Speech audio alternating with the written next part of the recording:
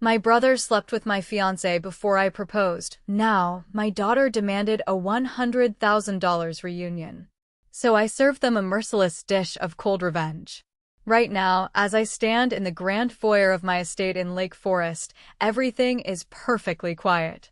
It is the kind of profound, heavy silence that you can only buy when your net worth crosses $4.2 million. The marble floors gleam under the custom chandelier, the heavy mahogany doors seal out the noise of the world, and the state-of-the-art security system ensures that nothing and no one enters my sanctuary without my explicit permission. I am 48 years old, and I have spent more than half my life building this fortress. I built it with my bare hands, my sweat, and a heart that was turned to absolute ice 28 years ago. When I look at my reflection in the hallway mirror, I see a man in a tailored suit, a man whose companies employ hundreds of people across Chicago. But sometimes, if the light hits just right, I still see the ghost of who I used to be back in 1998. I see a 20-year-old kid with raw, bleeding calluses on his hands, cement dust permanently settled into the creases of his knuckles, and a naive, stupid belief that loyalty and blood actually meant something. Back then, my life was nothing but cold wind and hard labor.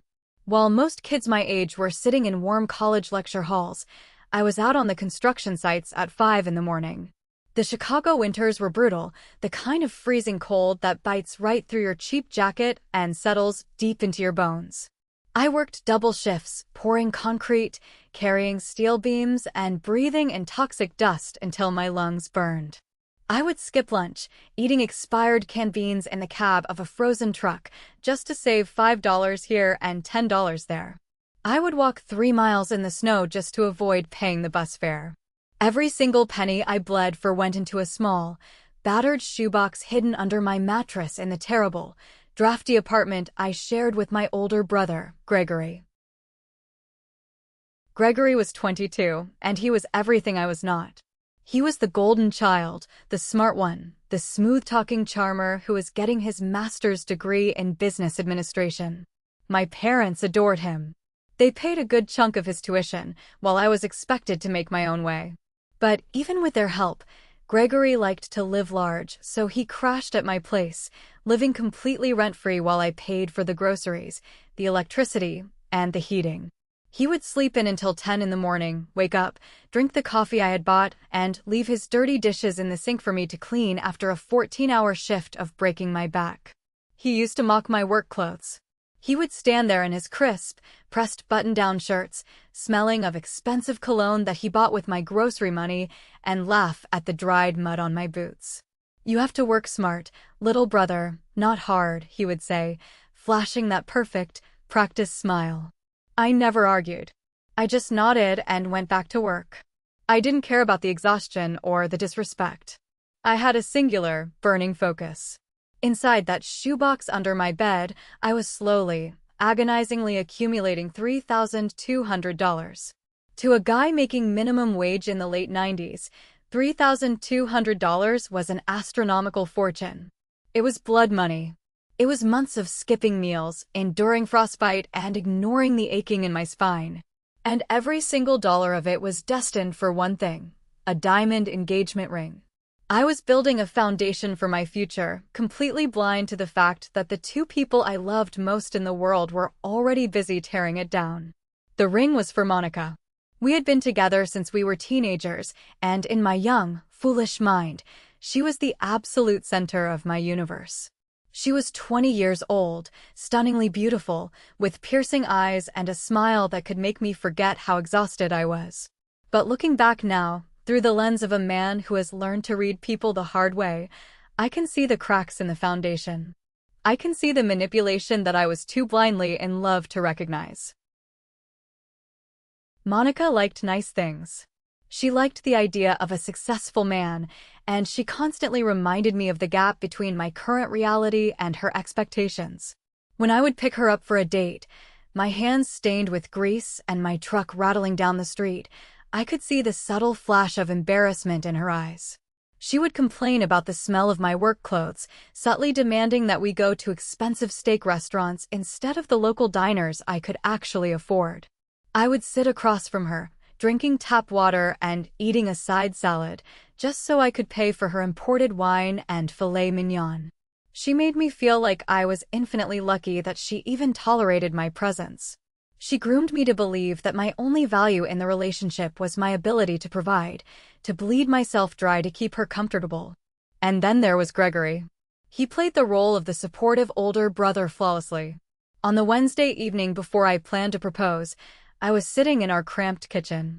The heating was broken again, and I was wearing my thickest coat indoors. I pulled the small velvet box out of my pocket. I had finally hit the $3,200 mark. I had bought the ring. It was a beautiful, modest diamond, everything I had killed myself to afford. Gregory walked into the kitchen, a beer in his hand, my beer, of course. I opened the box and showed it to him.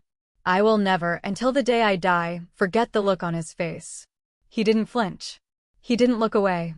He walked right up to me, looked at the ring, and let out a low whistle. "Wow, Vincent. That is a serious piece of hardware," he said, his voice smooth as silk. He put his hand on my shoulder, giving it a firm, brotherly squeeze. "I have to admit, I didn't think you had it in you. You worked your fingers to the bone for this. Monica is going to be the happiest woman in Chicago. You are a good man, little brother. You deserve this." He looked me dead in the eyes and fed me that garbage. He stood in the apartment I paid for, drinking the beer I bought, praising the work ethic he secretly mocked, and telling me how much I deserved happiness. The sheer, terrifying sociopathy of that moment still chills my blood today. He knew exactly what he was doing. He knew exactly where he had been the night before, and he knew exactly where he was going to be 2 days later. He patted me on the back and sent me walking straight toward my own execution. I was nothing but a clown to them, a useful idiot paying the bills while they played their twisted little games behind my back.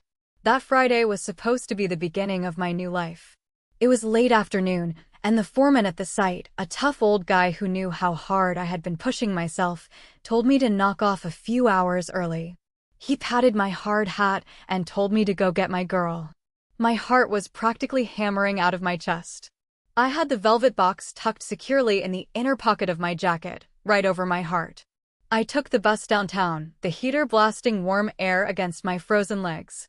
I got off a few blocks from Monica's apartment and stopped at a boutique florist. I pulled $60 out of my wallet, my grocery budget for the entire next week, and bought 24 long-stemmed red roses. They were wrapped in heavy paper, smelling fresh and vibrant against the gray, miserable Chicago skyline. I felt like a king. I felt like all the dirt, the sweat, and the exhaustion were finally paying off. I had a spare key to Monica's place. I knew her roommate, a girl named Nina, worked a late shift on Fridays at a local restaurant. The plan was to sneak in, set up the flowers, put the ring on the table, and surprise her when she came out of her room.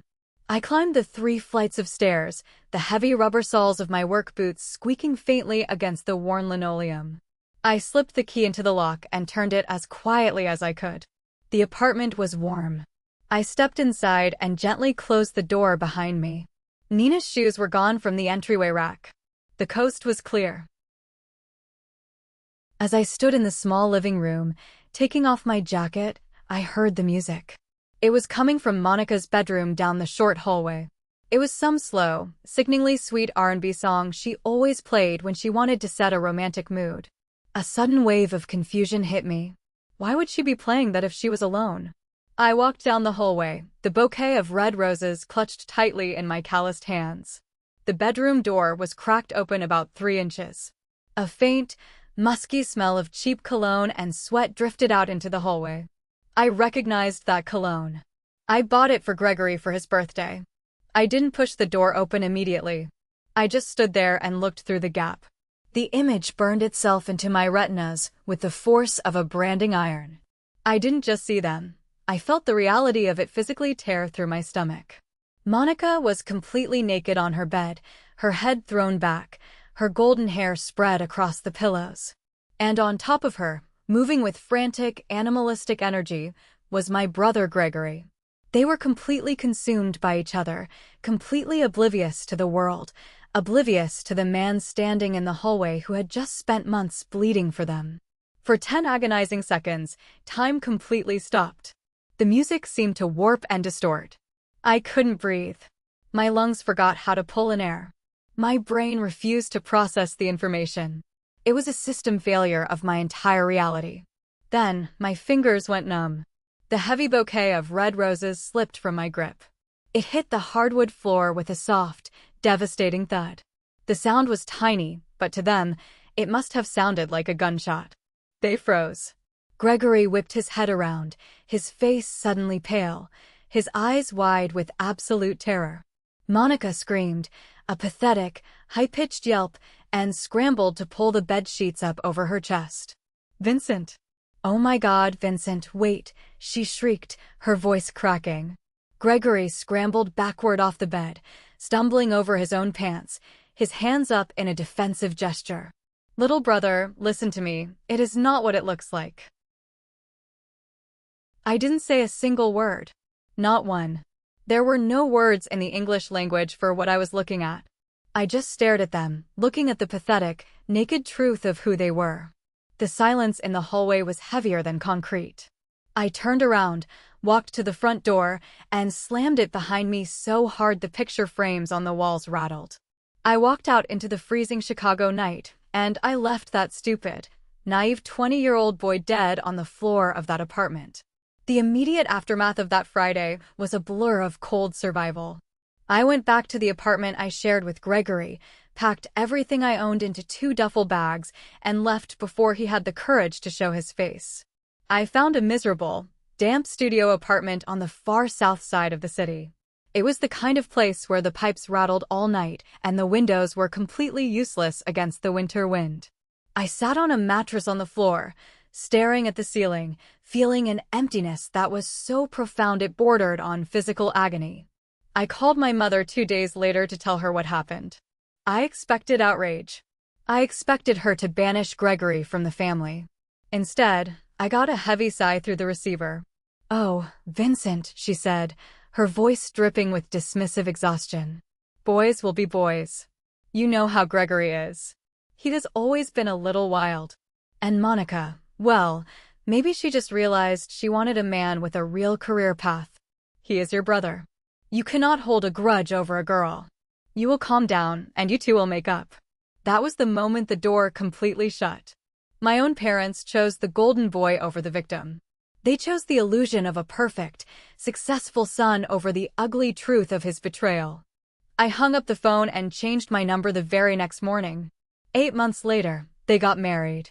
A full, formal church wedding. I wasn't invited, of course, but the neighborhood grapevine was loud enough. I knew the date. I knew the time. I knew the location.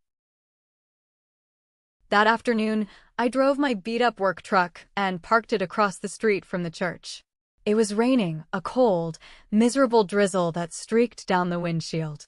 I sat in the driver's seat, engine idling, and watched the heavy oak doors of the church swing open. Out came Gregory, looking sharp in a tailored black tuxedo, smiling like he had just conquered the world.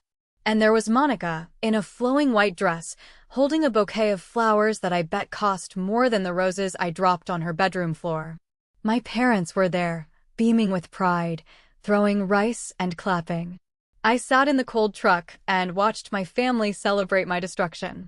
I didn't cry. The tears had completely dried up months ago. Instead, a cold, hard, unyielding resolve crystallized in my chest. I realized that love, loyalty, and family were just words people use to manipulate you.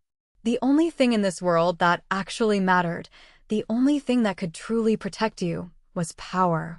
And in this world, power meant money. I put the truck in gear, drove away from the church, and made a silent vow to the universe. I was going to become so successful, so untouchable, that they would spend the rest of their pathetic lives looking up at the man they threw away. The next 15 years of my life were a masterclass in relentless, obsessive grinding. I didn't just work, I waged war. I stopped hanging out with guys after work. I stopped watching television. I stopped sleeping more than 4 hours a night. I took the anger burning in my chest and used it as fuel. I realized that just carrying heavy things wouldn't make me rich. I needed to own the means of production. I started taking night classes at a community college, sitting in the back row in my dusty work clothes, learning structural engineering, project management, and business accounting. On the sites, I shadowed the plumbers, the electricians, the master carpenters. I asked questions, I learned every single trade, and I saved every single dime. By the time I was 25, I took a massive risk and started my own small contracting firm. I bid on the jobs nobody else wanted, the dirty, complicated, underfunded municipal repairs. I completed them ahead of schedule and under budget. My reputation grew. One company turned into two, then two turned into a regional empire dominating commercial construction across the state. During this ascent, I met Valerie. She was a surgical nurse at a hospital where my company was doing a major renovation. Valerie was not Monica. She wasn't flashy, she didn't demand to be entertained, and she didn't play emotional games. She was calm, incredibly rational, and grounded. We started dating, and it was peaceful. I realized that after the chaotic, toxic fire of my youth, I desperately needed a safe harbor. We got married in the year 2000, a quiet ceremony with just a few close friends. A year later, my daughter Hazel was born. The moment I held that tiny, fragile girl in my rough hands, something inside me shifted. She became the absolute center of my universe. I promised myself that I would build a world so secure around her that no one would ever be able to hurt her the way I had been hurt. Valerie and I had a good run. But as the years passed and my businesses demanded more and more of my time, we realized we were functioning more like excellent roommates and co-parents than a passionate married couple. When Hazel was 12, Valerie and I sat down at the kitchen table and logically discussed our future. We filed for an amicable divorce. There was no screaming, no throwing plates, no lawyers fighting over pennies. I bought her a beautiful house, set up a massive trust fund for her, and we split custody perfectly. I became a wealthy, devoted single father, proving to myself that I could manage relationships without the catastrophic betrayals that defined my youth. As my bank accounts swelled into the 8 figures, I kept a very close, invisible eye on the people who had wronged me. When you have money, you have access to information. I didn't need to speak to my extended family to know exactly what was happening in their lives. The contrast between our realities was staggering. Gregory's fancy business degree had landed him a perfectly mediocre middle management job at a regional insurance firm. He was stuck in a cubicle, answering to people younger than him, trying to pay the mortgage on a depressing, cookie-cutter suburban house that needed a new roof he couldn't afford. Monica, true to her nature, refused to accept her middle-class reality. She worked part-time at a local boutique, but spent her days charging up credit cards to buy knockoff designer bags and getting cheap cosmetic procedures to try and freeze time. They had 2 kids, a boy and a girl, and from the outside, they desperately tried to project an image of suburban perfection. But I knew the math. I knew they were drowning. To protect my peace and, more importantly, to protect Hazel, I established what I called the red line. It was a strict, unbreakable rule applied to the few cousins and aunts I still occasionally spoke to. The rule was simple. If anyone mentioned Gregory or Monica in my presence, I would stand up, walk away, and completely cut off all financial and social ties with that person immediately. I didn't care if it was Thanksgiving dinner or a funeral. The red line was absolute. My family quickly learned that I was not bluffing. Gregory and Monica became ghosts, names that were completely erased from my reality. I raised Hazel inside this highly controlled, luxurious bubble. She grew up in a world of private academies, weekend trips to New York, and summer vacations in Europe. She had a fully funded trust, a brand new car on her 16th birthday, and a father who attended every single piano recital and soccer game. I gave her everything I never had. But more importantly, I shielded her entirely from the rot of my past. Hazel grew up knowing she had an uncle and an aunt somewhere out there, but she didn't know their faces, she didn't know their voices, and she certainly didn't know the ugly, sordid details of why they were banished.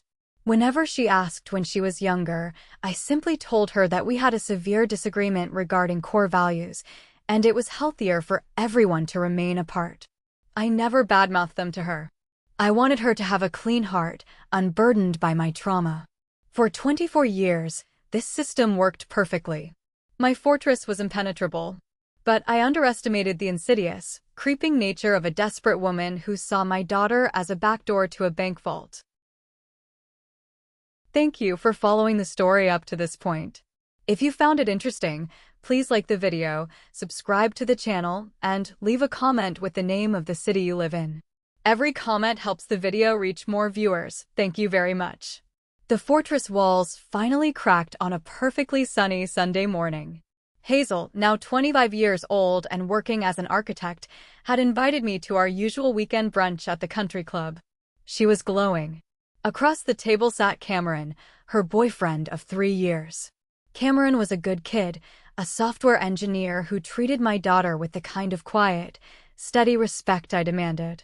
Midway through our coffee, Cameron reached into his pocket, pulled out a beautiful, understated ring, and formally asked for my blessing to marry Hazel. I was thrilled. I shook his hand, ordered a bottle of expensive champagne, and watched my daughter cry tears of absolute joy. It was one of the happiest moments of my life. But the champagne quickly turned to ash in my mouth. As we started discussing the logistics, I leaned back and smiled. "Whatever you want, sweetheart," I told her. "You find the best venue in Chicago, the best caterer, the best band. The budget is not an issue. We will make it perfect." Hazel looked down at her hands, suddenly twisting her napkin nervously. "Actually, Dad, I have been doing a lot of thinking about the wedding. I don't just want a ceremony. I want it to be a massive family reunion. I was looking at a luxury resort upstate. I want to rent out the entire place for the weekend for all the guests. I did the preliminary math, and it would cost about $100,000. I didn't blink. $100,000 was a drop in the bucket for me. If that is what you want, consider it done. We will cut the check tomorrow." "Thank you, Dad," she said, her voice dropping an octave, taking on a defensive edge. "But there is a condition for the reunion. I want Uncle Gregory and Aunt Monica to be there." The entire dining room seemed to go completely silent. My grip on my coffee cup tightened so hard I thought the porcelain was going to shatter. I stared at her, genuinely believing I had misheard. "Excuse me? You want who?" "Uncle Gregory and Aunt Monica," she repeated, lifting her chin, trying to look brave. "And my cousins, Logan and Sydney. I want them at my wedding. I want the whole family together." A cold, dark fury started to pool in my stomach. "Absolutely not," I said, my voice dropping to a dangerous, flat whisper. "That is not up for discussion. They do not exist. Dad, be reasonable." Hazel argued, her voice rising, drawing the attention of the tables nearby. Cameron looked terrified, shrinking back into his chair. "It has been 28 years. Don't you think it is time to get over whatever petty argument you guys had back in your 20s? People grow up. People change. A petty argument?" I laughed, a harsh, bitter sound. "You have no idea what you are talking about, Hazel. You have no idea what those people are capable of." "Then explain it to me," she demanded. "Because right now, you just look like a bitter, controlling old man holding a grudge." I have been following Aunt Monica on Instagram for the past 8 months. She seems incredibly sweet. She posts beautiful pictures of her family. She leaves the nicest comments on my photos. She even messaged me saying how much she prays that our family can heal and be whole again. Why can't we just be a family? The words hit me like a physical blow to the chest. 8 months. For 8 months, while I thought my daughter was safely insulated behind my walls, Monica had been slowly, methodically digging a tunnel right through the digital floorboards. Hazel stood up, throwing her napkin onto her half-eaten eggs. "If you refuse to invite my own blood to my wedding just because of your massive ego, then I don't want your money. Cameron and I will pay for a small courthouse wedding ourselves. I don't need your approval to have a relationship with my family." She grabbed her purse and stormed out of the country club, leaving Cameron to hastily apologize before chasing after her. I drove back to my empty estate, my mind racing with a lethal combination of betrayal and tactical calculation. I was not a man who let emotions blind his judgment. I went straight to my home office, locked the heavy mahogany doors, and fired up my computer. I didn't have a personal Instagram account, but I knew how the internet worked. I spent 10 minutes creating a burner account with a fake name, and I searched for Monica's profile. It was public, of course. She desperately needed an audience. I spent the next 3 hours forensically analyzing her digital footprint. Hazel was right about one thing.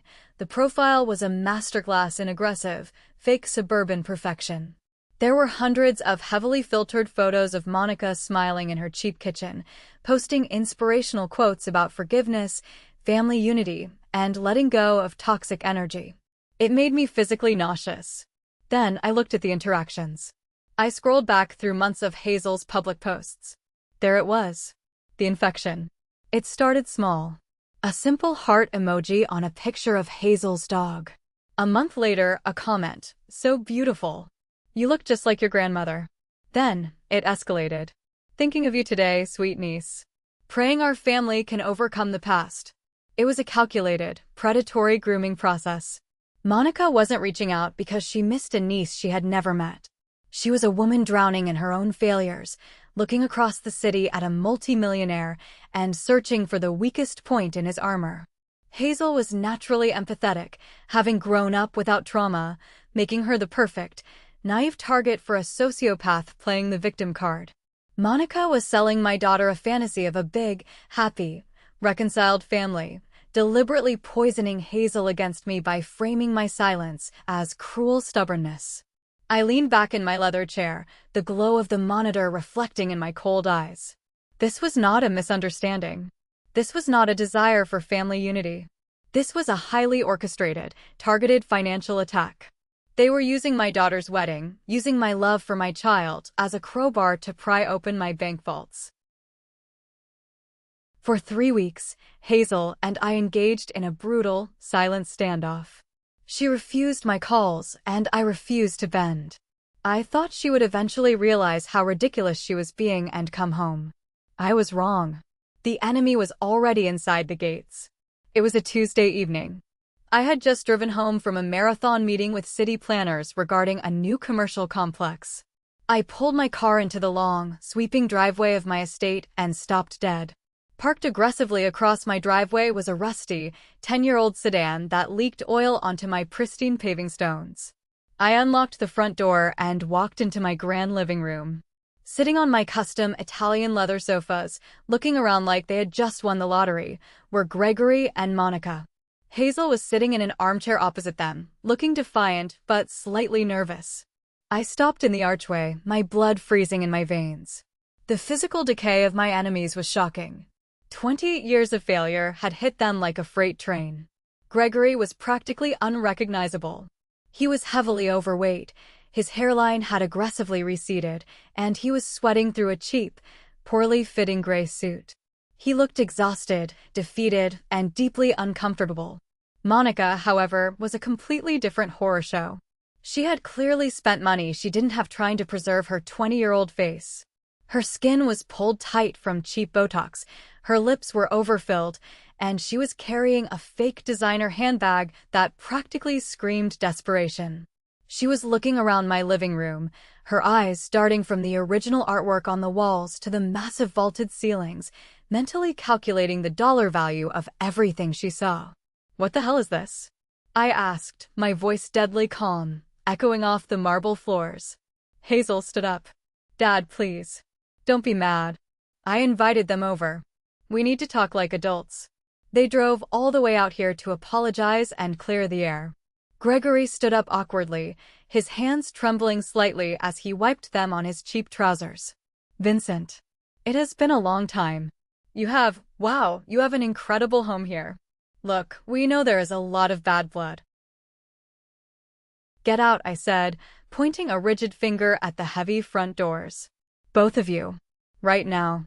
Before I call private security to physically drag you off my property." Monica jumped up, instantly turning on the fake, sickly sweet charm that had fooled my daughter. "Oh, Vincent, please. Don't be so dramatic. We are family. We have all made mistakes in our youth, haven't we? It is time to let the past die." Hazel told us about the wedding. "We are so incredibly thrilled for her. She took a step closer to me, her eyes gleaming with a predatory hunger. And to be completely honest, Vincent, we could really use the family support right now. Gregory has been having a bit of a tough time with his career, and the economy is so rough. We have some credit card debt, and the kids need braces. We thought, since you have been so incredibly blessed financially, maybe you could help us out a little, just to get us back on our feet. There it was. It took less than 3 minutes for the mask to slip. They weren't here for apologies. They were here with their hands out. I looked at Hazel. Do you hear this? Do you hear what they're actually saying to me? Hazel looked confused, her naive desire for a family reunion blinding her to the blatant extortion. Dad, they are just asking for a little help. You have millions of dollars. Paying off their debts wouldn't even affect you. It is the Christian thing to do. I looked from my naive daughter to the 2 parasites grinning in my living room. Hazel, I said, my voice dropping to a terrifyingly soft register. If you want these leeches at your wedding, you will pay for the entire $100,000 event yourself. And you can ask Gregory to walk you down the aisle, because I will not be there. You have until tomorrow to decide who your father is. I turned my back on them, walked into my study, and locked the door. I listened to them scramble out of my house 10 minutes later. The war had officially begun. For 6 agonizing weeks, my massive house felt like a tomb. Hazel did not return my calls. She ignored my text messages. I was completely cut off from the only person in the world who actually mattered to me. Part of me, in the dark hours of the morning, wondered if I was being too stubborn. Maybe I should just swallow my pride, write the $100,000 check, let those 2 parasites attend the wedding, and buy my daughter's happiness. But every time I almost picked up the phone to surrender, the memory of that Friday afternoon 28 years ago paralyzed my fingers. I could not let them win. I could not let them infect her life. The stalemate was finally broken by a phone call on a rainy Thursday afternoon.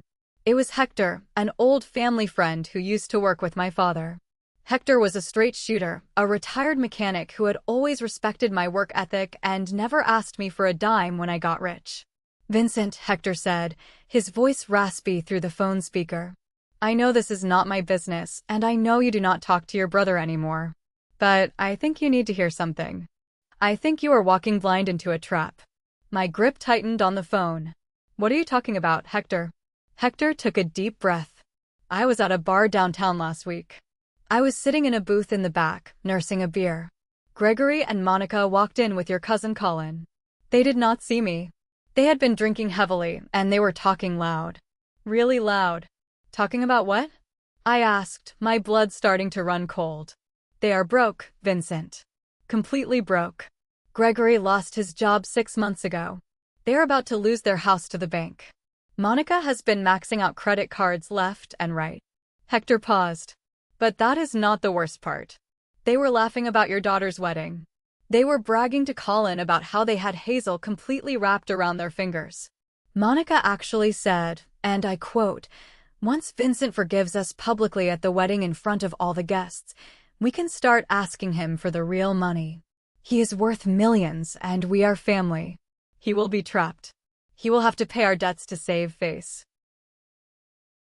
The silence in my office was deafening. The sheer, unadulterated evil of that statement echoed in my head. They were not trying to reconcile. They were setting the stage for a public hostage situation. They figured if they could get Hazel on their side and get me to publicly acknowledge them at a $100,000 event, I would have no choice but to open my checkbook to avoid a massive family scandal. Did you get any of this on tape, Hector? I asked, my voice terrifyingly calm. I am an old man, Vincent, but I am not stupid, Hector replied. I hit record on my phone the second I heard your name. It is noisy, but you can hear Monica clear as day. I will send the audio file to your email right now. I thanked Hector and hung up the phone. I opened the file on my computer and listened to the undeniable sound of Monica's drunken, greedy laughter. I listened to my brother agree with her. I sat in my office for a long time, letting the anger crystallize into something much colder and much more dangerous. They wanted a family reunion. They wanted to play games with my money and my daughter's heart. I decided it was time to show them exactly why I was the one living in a lake forest estate, and they were the ones begging for scraps. When you have built a regional empire over 25 years, you cultivate a very specific network. You learn who to call when you need a permit expedited, and you learn who to call when you need to completely destroy someone's life. The next morning, I drove downtown and walked into the discreet, unmarked office of a high-end private investigator firm. I sat across from a former federal agent, handed him a check for $5,000, and gave him two names, Gregory and Monica. I told him I wanted everything: bank records, employment history, tax returns, and daily surveillance. I wanted to know what time they woke up and what kind of coffee they bought. A week later, a thick manila envelope was delivered to my estate via a secure courier. I took it into my study, poured myself a glass of scotch, and opened the ledger of their sins. It was more beautiful and devastating than I could have ever imagined. The $5,000 I spent was the greatest investment of my entire life. The report detailed the absolute ruin of their existence.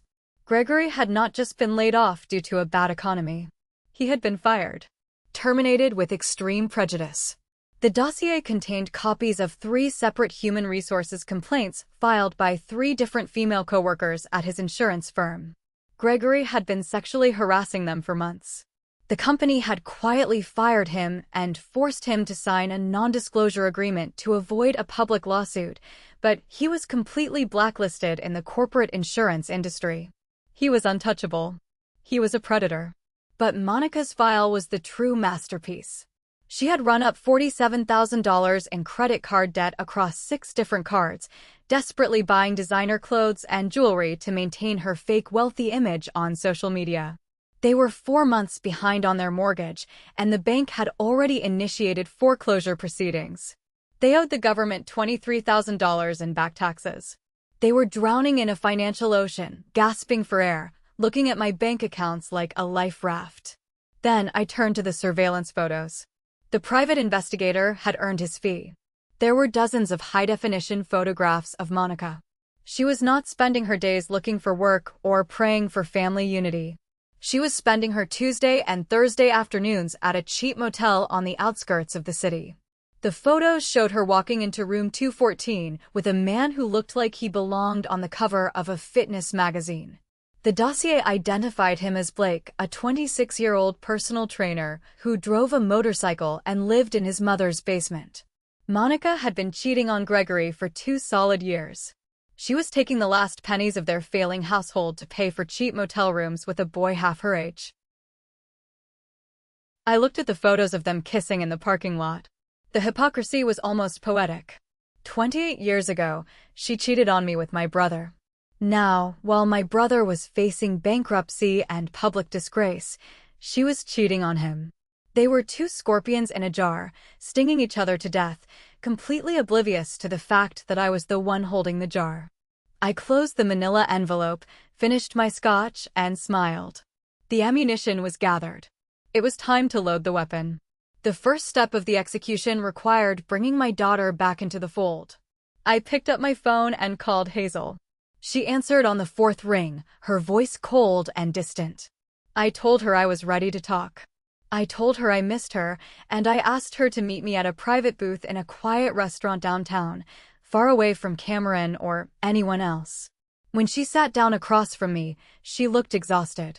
She started to launch into her speech about forgiveness, but I held up my hand.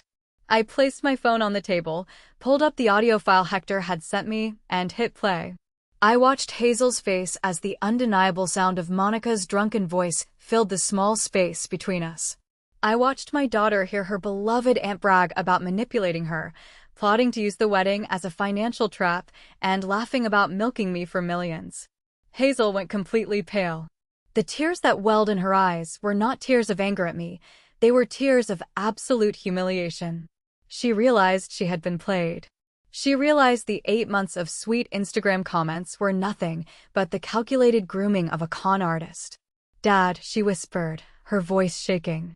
"I am so sorry. I am so stupid. I will cancel the invitations. I will block her number right now. I never want to see them again."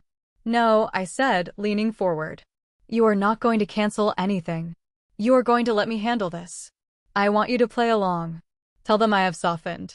Tell them I am ready to talk about paying for the wedding." Hazel looked at the cold calculation in my eyes and slowly nodded. She understood. The betrayal had touched her now, and she wanted them gone just as much as I did. Later that evening, I sat in my office and dialed Gregory's number. He answered with a hesitant, nervous tone. I put on the greatest acting performance of my life. I dropped my voice, making it sound heavy with regret. "Gregory," I said. "It is Vincent. Listen. I have been doing a lot of thinking. Hazel has been talking to me. She is right. Life is too short to carry this much anger. I want to put the past behind us." The sharp intake of breath on the other end of the line was audible. "Vincent? Are you serious? Oh my God. You have no idea how happy this makes me." "I want to do this right," I continued, fighting the urge to vomit. "I want to have you and Monica over for a private dinner at my estate this Saturday. Just the four of us adults. No kids. We can clear the air, talk about the wedding, and maybe talk about helping you guys out a little bit with your current situation." Gregory practically tripped over his own words thanking me. He promised they would be there. He told me Monica was going to be thrilled. I bet she was. She probably thought she had just won the lottery. I spent the next 3 days preparing the guillotine. I hired a private, high-end catering company to prepare a massive, decadent feast. Prime rib, lobster tail, expensive wine. But more importantly, I brought in my top security contractor from one of my commercial sites. I had him install 4 microscopic, high-definition cameras in the ceiling corners of my formal dining room, along with a studio-grade microphone hidden in the chandelier. Every angle was covered. Every whisper would be recorded. I was going to capture the destruction of my enemies in crystal clear, 4K resolution. Saturday evening arrived with a cold, biting wind sweeping off the lake. Right on time, the doorbell rang. I opened the heavy doors to find Gregory and Monica standing on my porch, shivering in the cold. They had clearly tried their best to look like they belonged in a $4 million estate, but the effort was tragically transparent. Gregory was wearing a suit that was too tight around the middle, probably the only clean one he had left. Monica had squeezed herself into a black cocktail dress that was completely inappropriate for a family dinner, heavily perfumed, her face painted with a desperate kind of confidence. "Vincent," Monica gushed, stepping inside and attempting to pull me into a hug. I stepped back smoothly, gesturing toward the dining room. "Welcome. Let us skip the pleasantries and get straight to the dinner." "The food is getting cold," I said, my voice perfectly neutral. They followed me into the massive formal dining room. The table was set with fine china, crystal glasses, and the smell of roasted prime rib filled the air. Gregory looked around like a starving dog let into a butcher shop. We sat down, and the private chef began serving the first course. For the first 20 minutes, the conversation was agonizingly fake. We talked about the weather, we talked about Hazel's wedding dress, we talked about the beautiful architecture of my home. I kept pouring Monica's wine glass full. She drank it greedily, the alcohol quickly melting away whatever tiny shreds of tact she possessed. By the time the lobster tails arrived, she could not hold back anymore. She leaned across the table, her eyes glittering with unchecked greed. "So, Vincent," she slurred slightly. "Hazel mentioned that you were willing to discuss helping us out. The economy has just been so brutal to us. Gregory is in between major executive roles right now, and we are just dealing with a temporary cash flow issue." "Temporary," I repeated, swirling the water in my glass. "I see. And exactly how much financial assistance are we talking about?"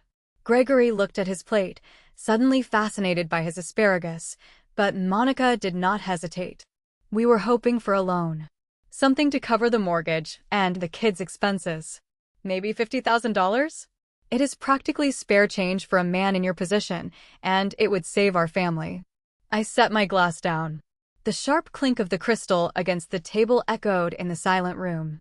$50,000, I said slowly. "To save your family."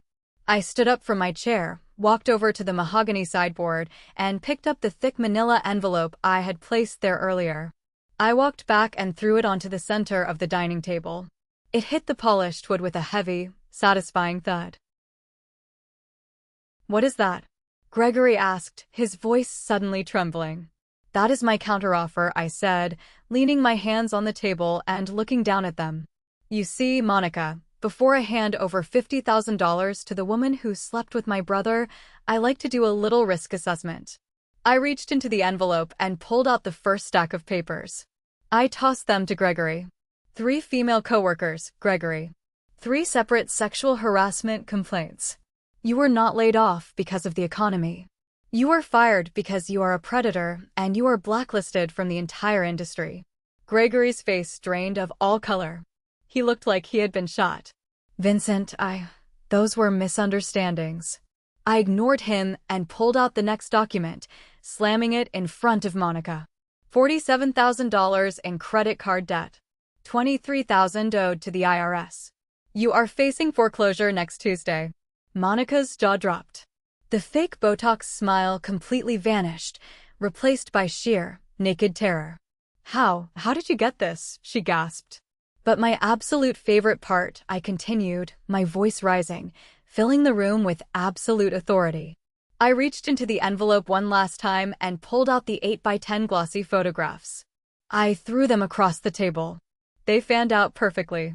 High-definition images of Monica and the 26-year-old personal trainer walking into the cheap motel. Photos of them kissing. "Tell me, Gregory, does her temporary cash flow issue include paying for motel rooms for a boy named Blake?" Gregory stared at the photos.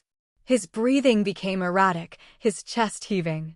He turned slowly to look at his wife, a lifetime of failure and betrayal crashing down on his head all at once. Monica snapped. The humiliation shattered her completely. She stood up, her chair crashing to the floor behind her. She pointed a shaking finger at me, screaming like a banshee. "You bastard! You set us up. You think you are so perfect? Your own daughter thinks you are a controlling, miserable old piece of trash. She hates you. She told me herself." I smiled. I pulled my phone from my pocket and pressed play. The audio of Hazel's voice rang out through the dining room. "I am so sorry. I am so stupid. I will cancel the invitations. I never want to see them again." Monica froze. The last weapon she thought she had was vaporized. "Now," I said, pointing to the door. "Get out of my house before I have you arrested for trespassing. And if either of you ever try to contact my daughter again, I will print hundreds of copies of these documents and mail them to your neighbors, your children's school, and your parents." The fallout was swift and absolute. Within 6 months, the illusion of their suburban life completely disintegrated. The investigators' report made it incredibly easy for Gregory's cheap divorce lawyer to prove extreme financial irresponsibility and adultery. Gregory won full custody of their teenage children, Logan and Sydney. Monica was left with absolutely nothing. Her young personal trainer dumped her the second he realized she was completely broke and facing a massive tax bill. The bank foreclosed on their house, and Gregory had to declare bankruptcy, moving himself and the 2 teenagers into a tiny, run-down one-bedroom apartment situated directly above a noisy pizza shop on the far south side of the city. It was a Tuesday morning when the receptionist at my corporate headquarters buzzed my office. Gregory was in the lobby. I let him up. He walked into my pristine office looking like a walking corpse. He had lost 30 pounds, his clothes hung off him like rags, and he could barely look me in the eye. He sat down and broke into uncontrollable sobbing. He didn't ask for $50,000. He begged me for $2,000 a month. Just enough to keep his children from starving and to buy his son a cheap suit for his high school graduation. He swore he would clean toilets, sweep floors, or do anything I demanded to pay it back. I told him I would think about it and sent him away. 3 days later, the real monster showed up.